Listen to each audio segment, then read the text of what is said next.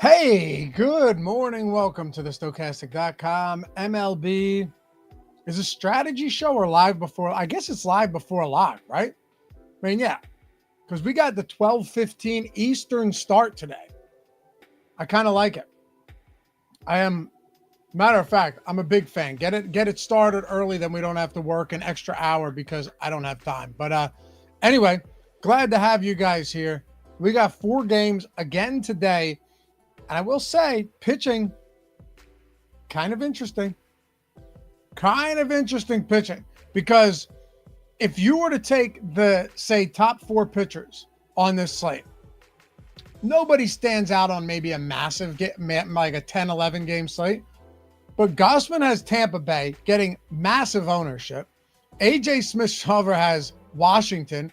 Nick Martinez has the White Sox. Again, White Sox may be the team that do me dirtier than any other team this year. I bet the under on strikeouts. Guy goes for 9, every single time. But hey, it's a good matchup against the White Sox, hands down. And then Sugano against Minnesota. Maybe there hasn't been a lot about him as far as like strikeouts are concerned. Dude's been pretty damn good though. And the strikeout stuff, we'll take a look at that in just a second, has come up pretty considerably of late, coming off a great start where we talked about playing him against the Angels just last start. So glad to have you guys here. If you do not mind, take a single second, hit that thumbs up, atone for your sins this fine morning. I see many of you already have, and I appreciate you. I wouldn't ask otherwise, but it helps feed the algorithm. It helps get this show and all of this out to more people, and it's appreciated. If you don't like it, don't worry about it. You don't have to do anything. But anyway, hit that thumbs up, subscribe. It's totally free to do so, and I appreciate you. Nate, what's up, Laffy? We're cutting a bunch of king salmon portions and walleye fillets today while we listen. Nice. I told you, man. Send me some.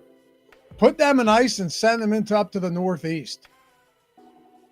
But yeah, let's dive into it. 12 for those of you guys who are unaware.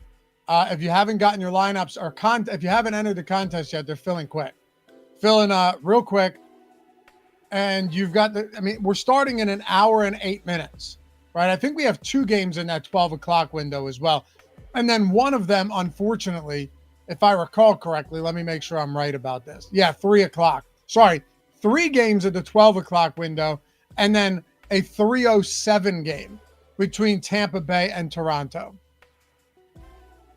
So that kind of sucks, but hopefully we have the lineups and everything by the time we need them. Only 1 game, but that will be a popular one, obviously, with Kevin Gausman. And then with Zach Littell on the other end of that, he has not been particularly good this year. So I would assume that Toronto is going to be a pretty popular team too. Of course, Zach Littell would fare better outside of this Tampa Bay state, this temporary Tampa stadium for sure. At least you'd think. Maybe the results haven't shown that this year. But home runs have been a serious issue for him. He's allowed multiple home runs in 3 of his last 6. 10 home runs on the season in, 8 starts? So that game, I would imagine Kevin Gausman is super chalky. And then the Toronto Blue Jays are also going to be a pretty popular stack. I can't imagine Tampa Bay's that chalky, but we are getting to some of them within the tools. I already took a sneak peek when I ran the Sims last time. Maybe not the craziest thing in the world.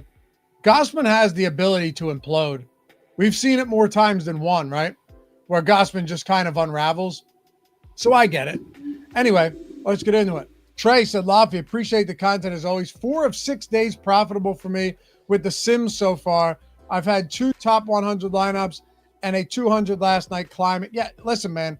Just keep going at it. Baseball is a frustrating sport. You'll have stretches where you just lose for like weeks straight and then hit one, and it's all worthwhile again. Larry, the Jays lineup did just come out. Okay, cool. Good. Larry, I'm not used to Laffy at normal speed. Usually use him at 1.25. Stark difference. Do I talk that slow? If I do, it's because I'm trying to absorb all of this and then convey it to you at the same time. Play it at whatever speed you want them, man. Play it at 50% and see what happens then. Anyway, let's get into it. We got the top stacks, top pitchers updated. We got the Sims already run. Now, I will run this again before the slate starts. Like, we'll probably go here till what? I don't know, 11:40, 11:45. And then I'll have a little bit of time to get my own lineups in because you don't need an hour 15 for a 4-game slate. But let's take a look at pitchers today, starting with top 2 probability on DraftKings. Gausman at 41%. We've currently got him projected for 63% ownership. I mean, a really big number. Similar numbers on Smith-Shawver because you've got him at 51%, 40% top 2 pitcher. Now, the interesting thing is Gausman's cheaper. Smith-Shawver isn't super expensive here and a pretty decent matchup against Washington. Nick Martinez, though, is 8,300, and he's getting 39%. So let's just take that trio, right? Take that grouping right there. Gausman, Smith-Shawver, and Nick Martinez, and understand that on a 4-game slate, those are going to be far and away the chalkiest pitchers we have. All of them facing teams with the lowest implied totals, low 4s, right? Washington, White Sox, Tampa Bay. All of those guys are going to be your popular plays today. What I'm interested in talking about is some of these guys who aren't going to be chalky. Taking a look and seeing if any of these guys are worthwhile for us. Because we all know that those 3 guys up top are going to be pulling massive ownership in good matchups. There's not a whole lot we need to do to break that down. It's pretty evident at this point, right? So let's do this. If we had to take one of these 5 pitchers below Gausman, Smith-Shawver, and Nick Martinez, who's it going to be? Now, I think the answer is Sugano because of how good he's been. He's not super cheap, understandably not super cheap. He's 8K, but the numbers on him have looked really good lately. And I want to pull something up for you guys that we can look at together to get an idea of how we've kind of seen this development as the year went on. I understand we're only, what are we, like a month and a half into the season or something? But if you look at his game log here and we go to advanced and look at the K rate, this is a guy who his first 5 starts, I mean, really crazy. 5% K rate, 17% K rate, 0%. He had a 0 strikeout game against Toronto. 12%, 3.8. And then he faces the Yankees, 36% K rate, 17 against the Royals, and that's a tough team to strike out. 20% against the Angels last time out. But the thing about Sugano is that he's been working so deep into games that if you're getting a 20% K rate from this guy and he's giving you the 6-7 innings and limiting runs, you'll take that, right? Like facing 25 batters and allowing only a handful of base runners. I don't think that's crazy at all. I also don't think that we should look at this as par for the course. Like, oh, now he's just going to be, 20, 23% strikeout stuff going forward. I'm not necessarily suggesting that at all, right? Swinging strike rate over the last 3 games, 16, 8, and 12%. What I am saying, though, is that, again, you go back and look at this game log, 7 innings, 6 innings, 5 innings, 7 innings, 7 innings over his last 5 starts. He's working deep, throwing 90-plus pitches with ease. I think there's something to be said about that. And that also isn't to say that this is the best matchup against Minnesota, right? It's in Baltimore. I think we got like 70-degree temperatures or something like that. A little bit of rain, but it doesn't seem like anything serious. Yes, 72 degrees. Winds 3 miles out to right center means nothing. But 20% top pitcher, 4% leverage because he's getting less ownership than the likelihood that he's the top pitcher on the slate or a top 2 pitcher on this slate. So I'm genuinely okay with this.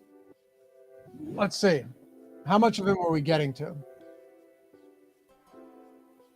21%. Okay. We're a little bit over the field.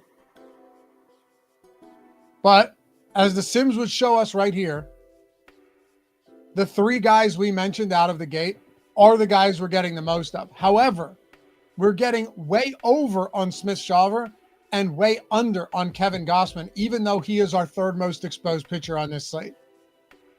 We're a little under the field on Martinez. We are way under on Kevin Gausman. We are slightly over on Sugano. And then all of these other guys, if you were to favor 150 lineups, Zach Littell, Bryce Wilson, Chris Paddock, and Trevor Williams are in that low double-digit range outside of Williams, who we're getting 6% of. Now, if you guys wanted to say, hey, let's boost Gausman or let's boost Sugano, go for it. We could also do something like this. We could also say, let's go into the Sims here and do 4 uniques. I don't want to go too crazy because this is a 4-game slate. What happens if we do 4 uniques? How much does this change? And when you do that, your exposures obviously are going to change because it's thinning things out a little bit. It gets us 5% more Sugano. But then what it's actually doing is giving us more Paddock and Littell. So I don't know if that's the answer. The answer for you, maybe, to boost Gausman, I get it. But this guy's getting 60. Okay, let's do this. Let's do this. And shout out. Oh, nice. It did just update, Larry. All right. Well, you know what? Let's talk through this while I update the Sims. Thank you for the heads up, Larry. I appreciate you. Yep, there we go. 11-13. Perfect. Perfect. So here's the question. And it seems like a few of you guys are in agreement with me here. Here's a question I have for you. If we're looking at somebody like Gausman, is he, this isn't, hey, Gausman's a good play or not a good play. Does Gausman justify the field getting to him at 60+% on a 4-gamer, right? Let's figure that out first. If you think the answer is yes, go for it. If you're looking at this and saying, you know what? Maybe Gausman at 62% isn't somebody that I want to, isn't the hill I want to die on. 23% K rate, perfectly fine. 59.9% strand rate, 235 BABIP. One might argue that he's due for a little bit of regression here. Again, I'm just going through the numbers with you guys. Still sub 4 xFIP. All those numbers look fine. But again, 23% strikeout rate it's above average, but it's not elite by any stretch. Is it a 65% owned guy on this slate at 8,800? 12% barrel rate. So far, worst of his career by a significant margin. 46% fly balls with a 12% barrel rate might suggest that, you know, maybe some regressions coming in the home run department. Very little soft contact, good amount of hard contact. 11% swinging strike rate. So yeah. BD, it's funny you would ask that. BD asked, for those of you guys who are just listening and not watching, said, so do we play Tampa Bay? I think Tampa Bay is very much in play today. Very much in play. Why would they not be, right? It doesn't mean, you know, you're supposed to play all of the Tampa Bay today. But when I ran the Sims earlier, I was getting Tampa. It makes sense. Look, those of you guys who've watched this show, not even just my show, but played DFS or been watching any of the Stokastic shows for a while, you already know that if you've got a pitcher that's pulling, you know, 60+% on a 4-game slate, the value of that Tampa stack in the event that they happen to go off or even be somewhat viable. Like, what if there's no other huge offensive performances on this slate and Tampa's just pretty good? It makes it a lot more valuable because not only now do you have a good stack on your hands, but you also have got a situation where the field has 60+% Kevin Gausman. You know? Humbled. This feels like a day where I say, fuck, I should have played the White Sox. Yeah, Martinez is an interesting character, though.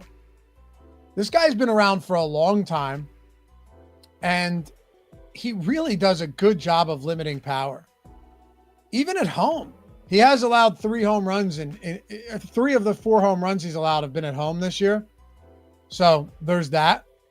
But one of them was the first game of the season. He's allowed 1 home run over his last 7 starts. He's not special by any means, but Martinez has been viable. We can see what stacks we're getting to as well. Let's see if anything changed. Did I do 4 uniques? Nope, no uniques. Okay. All right, so without any uniques, these are our exposures with the updated Sims run at pitcher. Now we're only getting 20% Gausman. So we are well below the field there. And admittedly, if Gausman goes out there and tosses a gem, you may be in trouble. Entirely possible. But if Sugano goes out there and has a great game at 16% ownership and you're over the field on him, that seems to be pretty good. The only question now is, like, do we actually want to spread exposure out everywhere in these lineups? Or would we rather just condense our exposure to a handful of these guys and hope that they pay off? Because now you're seeing like 15% Paddock, 18% Littell, 15% Trevor Williams, only 7% Bryce Wilson. Not really surprised by that. He is 5K. He is 5K though. But I don't see much interest there in Bryce Wilson. Guy has 0 strikeout stuff. Not a great park. Okay matchup. It's the Littells and the Chris Paddocks that I don't know about here. Larry, on smaller slates like this, do you go mainly 5-man stacks? BD, I don't really trust any of the pitchers either. That's what kind of leads me to think that maybe we don't need to overload on Kevin Gausman here. Here, let's see our stack exposures, Larry. Wow, okay, look at that. So we run the Sims. My assumption is it'll be updated one more time within the next 30 or 40 minutes before lock. 13% to the Tampa Bay Rays.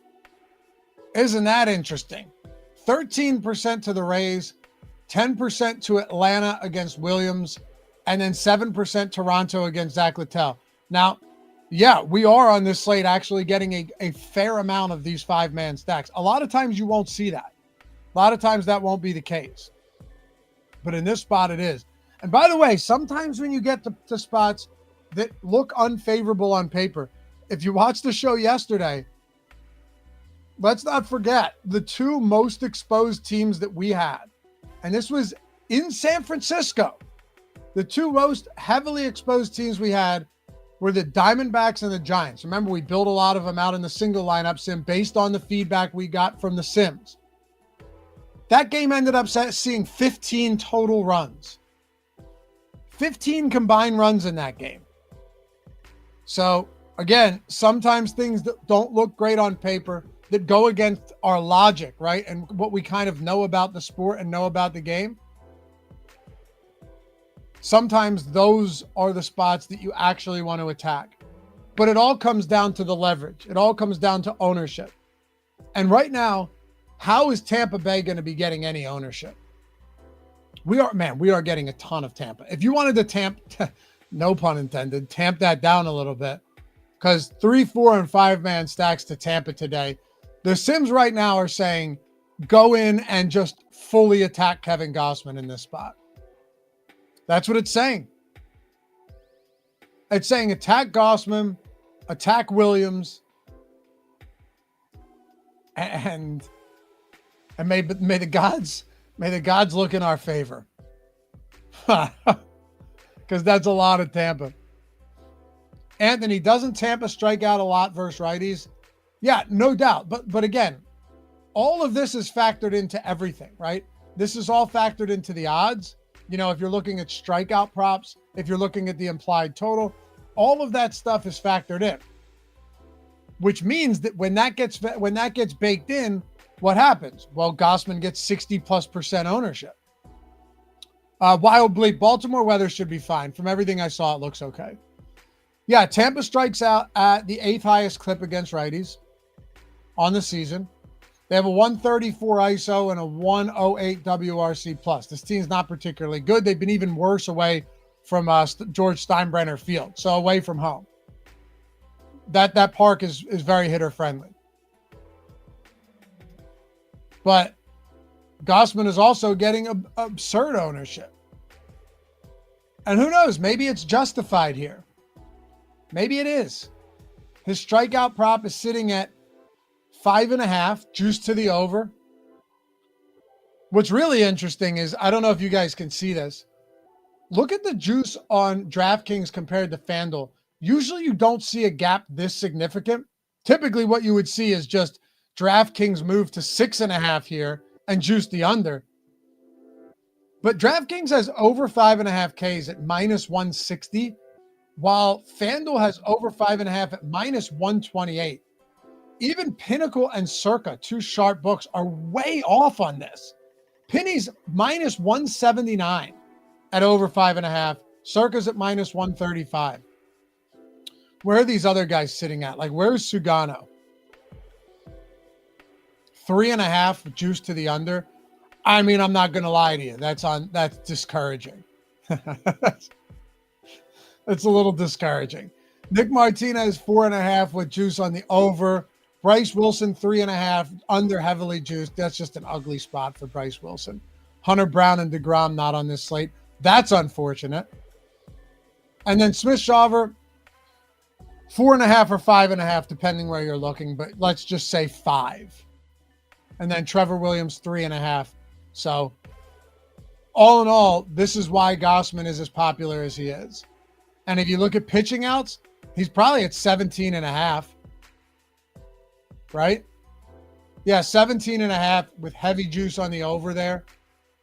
Bryce Wilson's at 14.5. Martinez, 17.5. There you go, though. See, Sugano at 17.5 as well. If he can steal, if Sugano can just steal a couple additional strikeouts for us, that'd be fantastic. Littell, 17.5. Trevor Williams, 15.5, and Smith-Shawver. Let's look at one more thing here.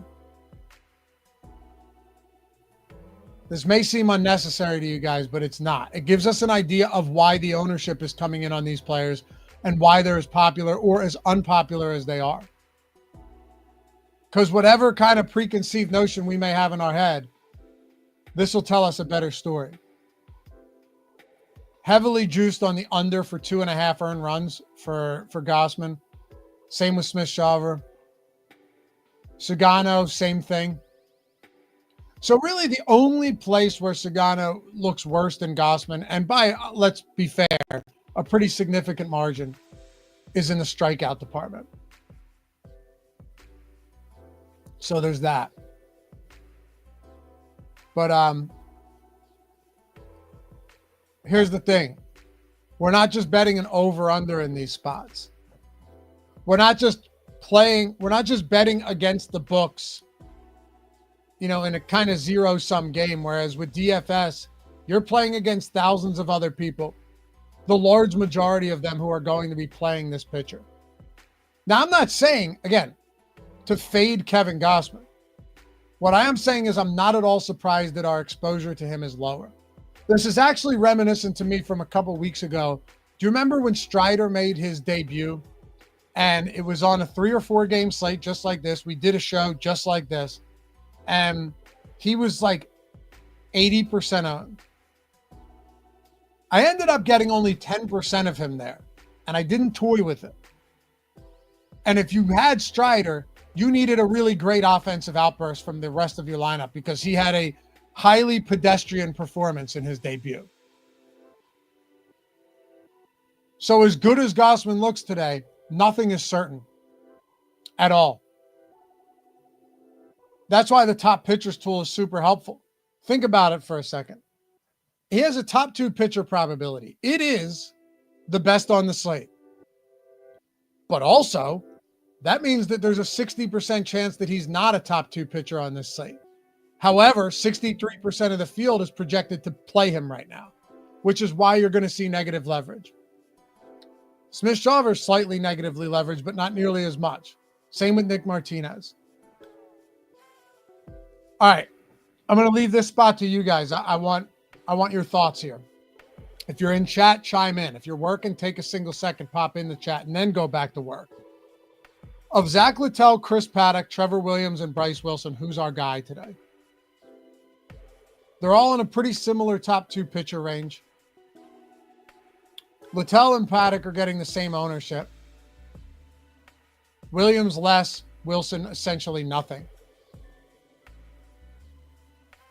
Steve says Zach Littell. Easy, he says. For me, it's Littell or Paddock.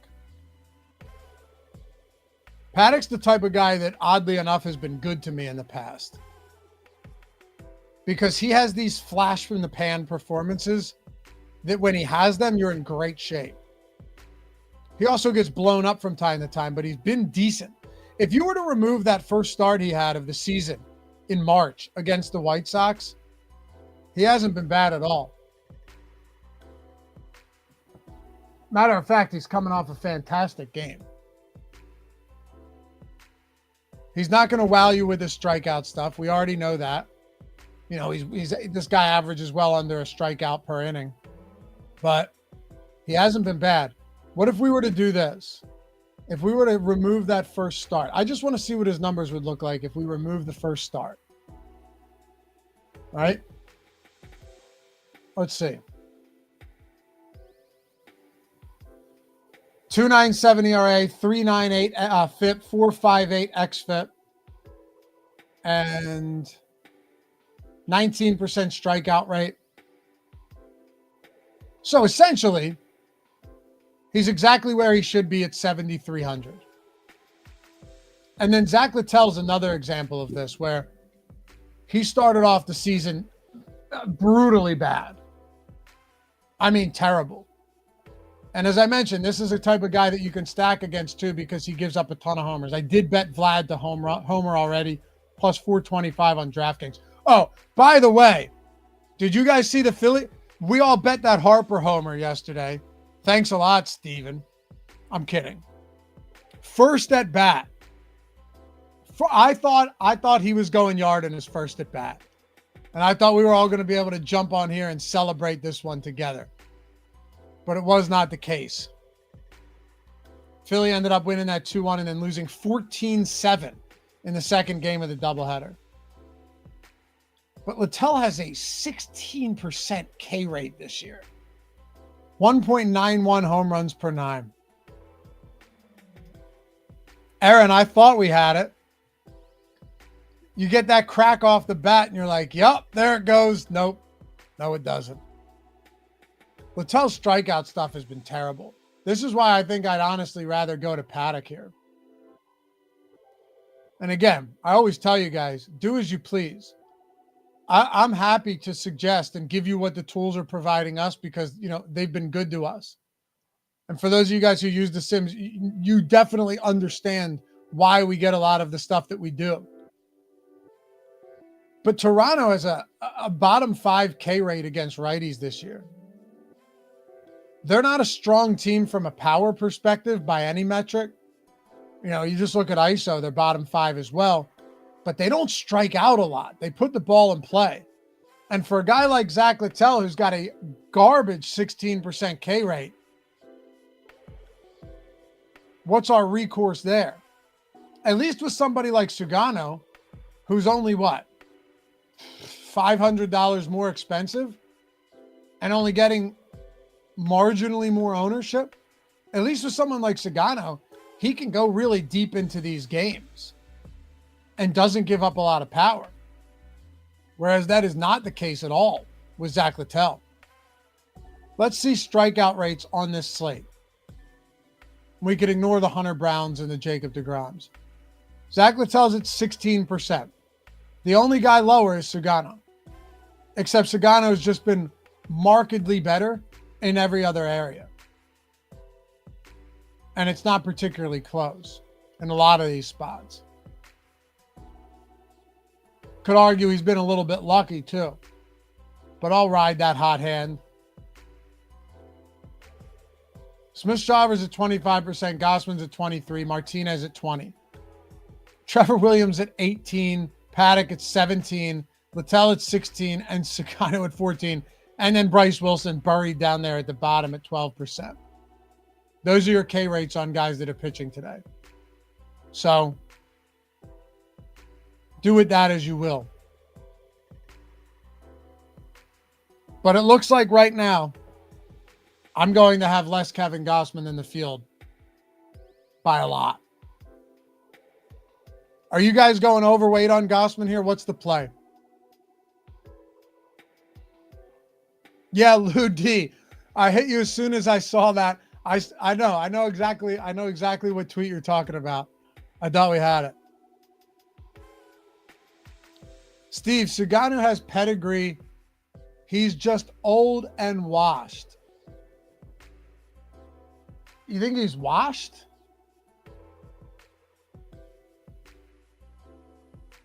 I don't know. I mean, he's definitely old. He's never been a guy that has, electric strikeout stuff, though. At all. Even in Tokyo, right?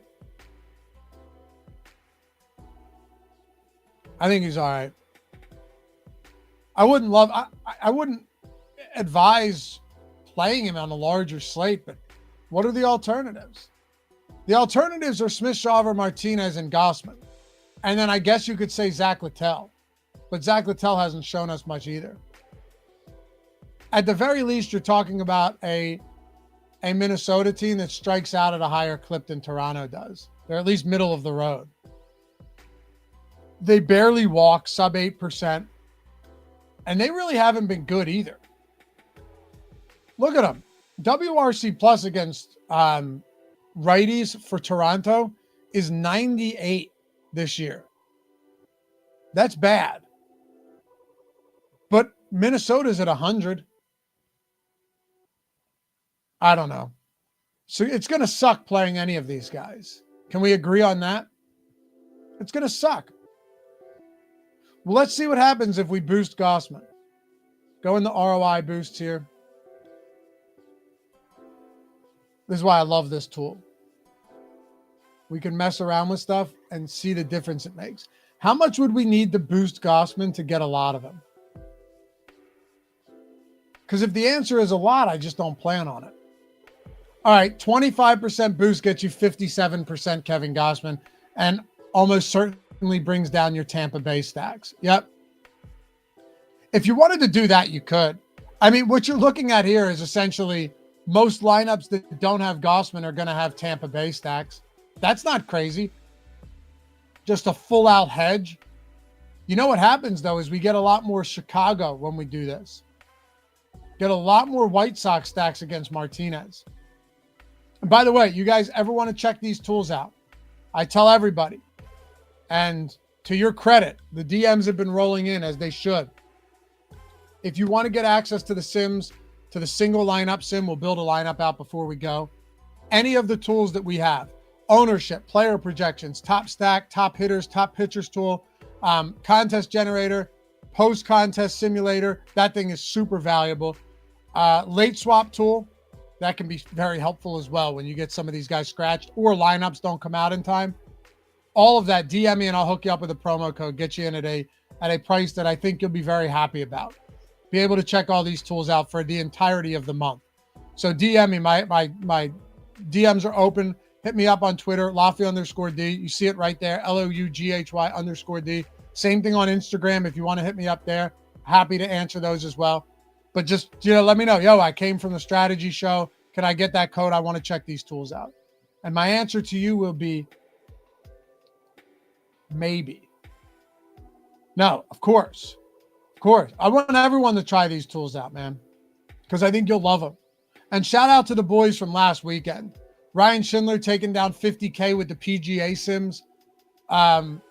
Just a Fan taking down 10K with the showdown sims for NBA. That wasn't the showdown, actually. That was a 2-gamer. Using the sims for the 2-gamer. We just had who was it? Take down 10K last week for the MLB contest using the sims. These things work, man. And once you understand it, and I can always shoot you the tutorials over there and everything too. Once you understand how this works and you say, oh, the contest generator is generating a field that we expect to mirror what the field's going to look like within these contests. And then it's simming these contests tens of thousands of times. And these are the lineups that are most profitable across those sims. It doesn't mean they win every time. Obviously, it means when they perform well, they crush. Like, you see this top 10 percentage or this win percentage? Look at this. You sort by win percentage. Here's our highest simmed ROI lineup today. It's a Smith Shawver and Zach Littell, for whoever liked that. Zach Littell lineup with a 4-2 Tampa Bay Atlanta stack. This is one of these spots where you're getting leverage, where the ownership sum here is actually relatively high, but not crazy at all. The difference in a spot like this is the way that it's built is not going to be a super popular build. And it sims out really nice.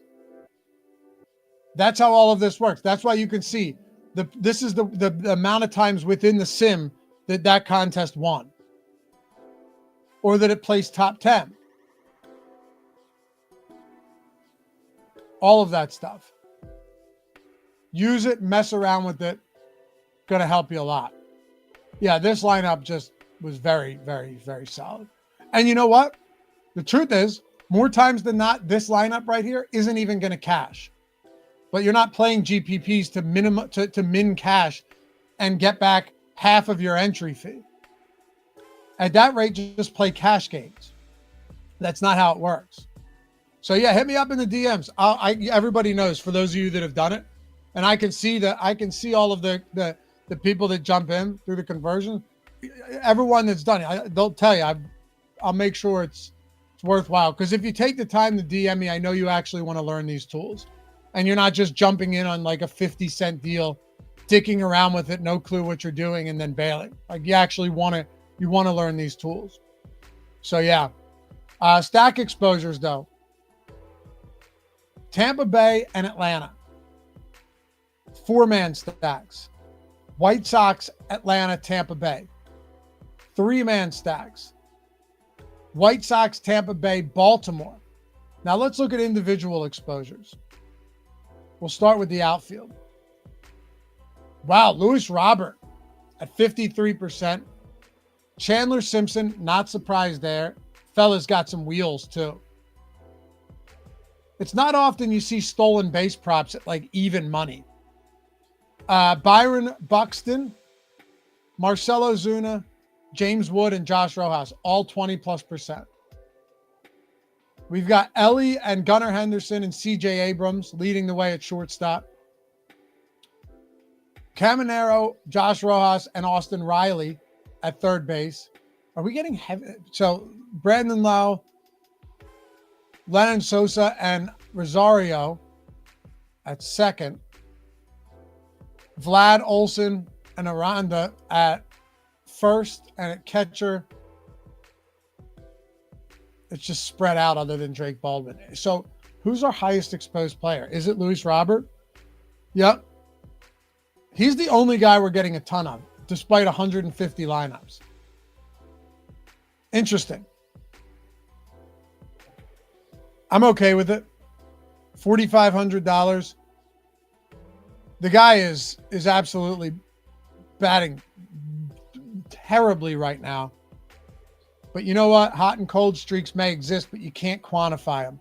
You can't tell me when they're going to start, and you can't tell me when it's going to end. Dirty O says, ride the Twins wave. Yeah, I mean, you could. Maybe Sugano comes back down to earth. It's entirely possible. I don't know how much of a wave there really is right now, though. I might want to jump on the other side of that. People talking about Trevor Larnach as well. Are we getting him? 6%. Going to be under the field there. Who are the guys we're getting the least of? Yeah, so Austin Hayes is popular, not getting a ton of him. Actually, this is pretty obvious, isn't it? Look, the team we're clearly getting the least of and really under the field on is Cincinnati today. Outside of Ellie, oddly enough. Even though we're still under the field on Ellie by a lot.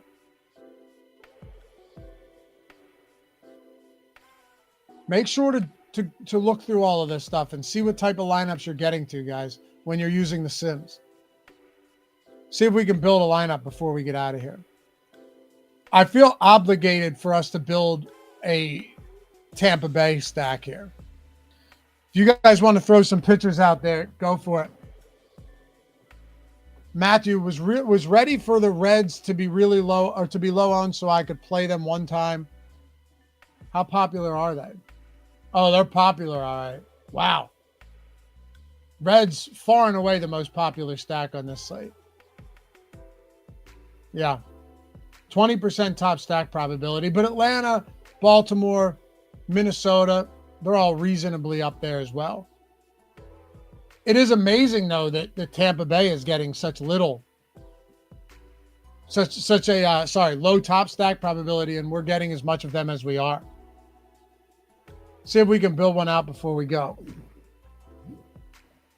If we go Smith-Shawver, I kind of want to go Sugano here. Steven said, I think the Reds WRC plus this season is 90.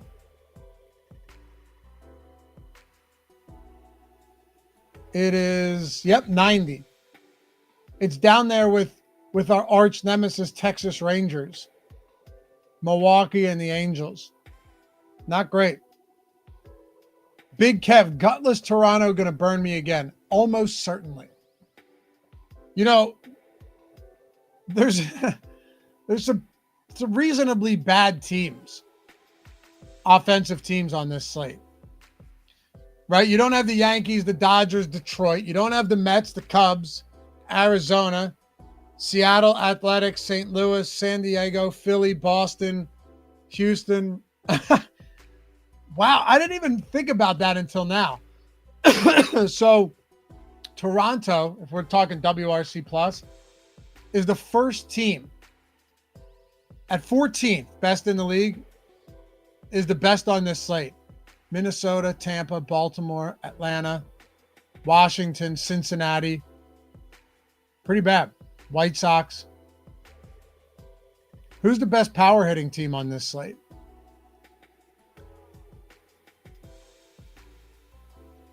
Baltimore.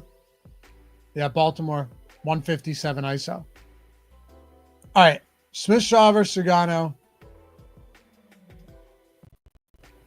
If we were to plug in a Tampa lineup, Tampa stack here, go 4-man Tampa stack, and then have the Sims fill the rest of it out for us, what happens?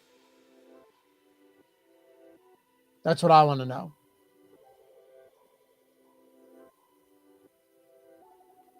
So right now, and these guys are very cheap. Very cheap. I mean, we can kind of do what we want here.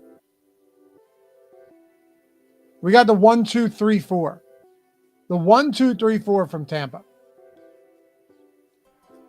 And it rounds it out with Drake Baldwin at catcher, batting second, 3,500. Makes a ton of sense. Ellie, Ozuna, and Gavin Lux. So it actually did give us a 2-man Cincinnati and a 2-man Atlanta. It gave us a 4-2-2 with Smith-Shawver and Sugano. See what happens. 29.8%. Let me actually plug this into a large field, 25%. And see if it's any different. Because that was almost 30. If we run this now for a large field contest, I would think it's better because Tampa's so low owned and we don't have Gausman. 83%. So this is why. This is just really getting leverage. When it ends poorly, we can come back tomorrow and commiserate. Take solace in knowing that we can come back and shit all over Tampa and say we should have played Kevin Gausman. How about that? But if it does work, well, that'll be awesome. Take a look at some home run props before we go. Remember, this live odds tool on OddsShopper is free. You should use it. Ooh, Ryan O'Hearn plus 650 on DraftKings. Plus 650 right now on DK. Vlad on DK. Jackson Holiday on DK. I may have to do a little three-man parlay there. That may be in play.